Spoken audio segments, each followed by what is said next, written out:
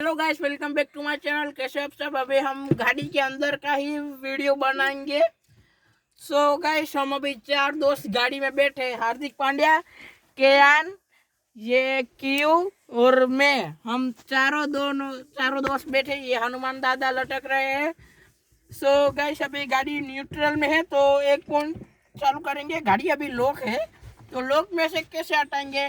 चाबी को ऐसे करना, फिर चाबी घूमेगी ही नहीं, तो फिर ऐसे ऐसे करना है। हो गया गाइस। फिर फुम्मले तो सेल मारना है। सो गए, गाड़ी थर्ड गियर में डाल दी, डायरेक्ट जाएगी नहीं कभी। इधर से डिपर होगा गाइस साहब, अभी हम पार्टी करने वाले। ले लो आदिक भाई, आ जाओ। ये देखो गाइस, मैं दिखाता हूँ तुमको। हाँ, देख लो, ये बुक बहुत अच्छा होगा।